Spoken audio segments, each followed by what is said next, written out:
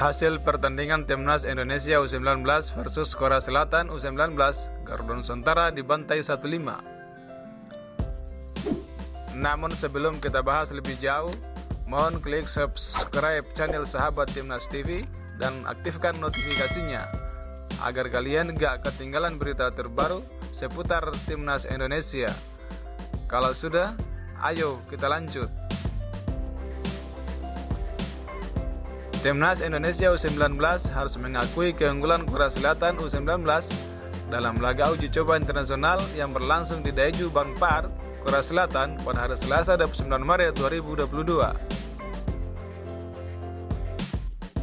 Duel Timnas Indonesia U19 versus Korea Selatan U19 berakhir dengan skor 1-5. Kekalahan ini merupakan yang ketiga kalinya Timnas U19 Indonesia dalam 4 laga uji coba yang telah dijalani selama menggelar pemusatan latihan TC di Korea Selatan. Seperti pertemuan pertama pada 25 Maret lalu, Timnas Korea Selatan U19 tampil dominan di laga ini. Mereka terus mengepung pertahanan Timnas Indonesia U19. Pada laga ini, Korea Selatan berhasil membobol gawang Timnas Indonesia pada menit ke-10.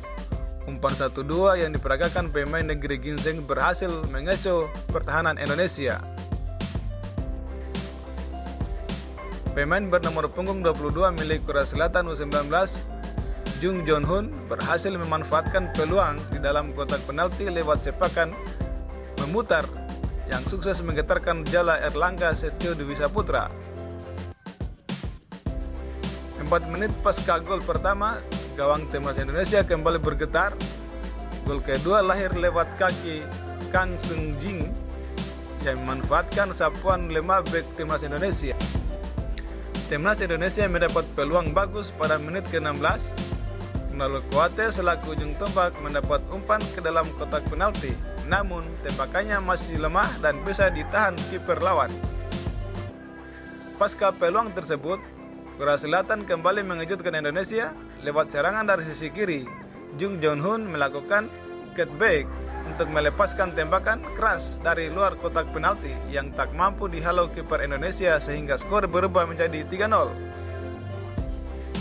Hingga 20 menit laga berjalan, Timnas Indonesia U19 benar-benar dikurung oleh Korea Selatan.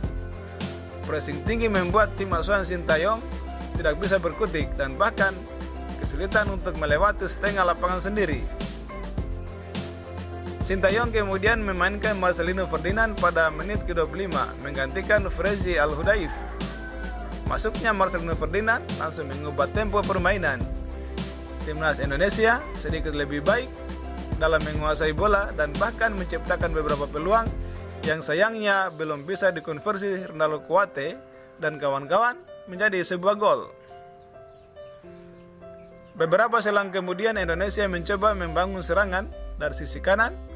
Umpan silang dilepaskan dan mampu disambut Marcelino Ferdinand lewat sundulan yang mengarah ke sisi kiri gawang kiper Korea Selatan sehingga skor berubah menjadi 3-1 untuk keunggulan Korea Selatan hingga jeda di babak pertama.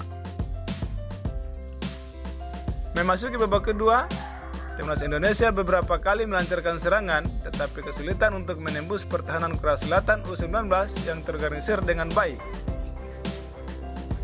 Pada menit ke-80, Indonesia mendapat malapetaka. Pelanggaran terjadi di kotak terlarang sehingga Korea Selatan mendapat hadiah penalti dan Choi Seung-min selaku eksekutor berhasil melaksanakan tugasnya dengan baik untuk membawa tim asuhan Kim Yoo-jung unggul 4-1.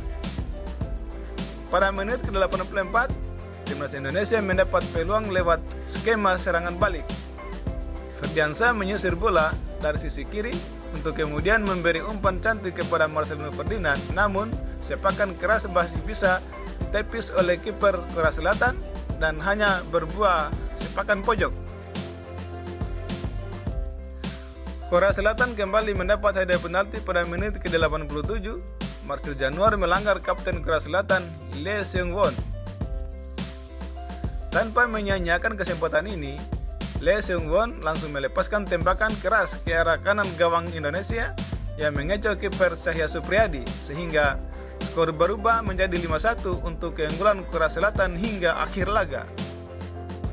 Bagaimana menurut kalian? Jika ada saran, tulis di kolom komentar.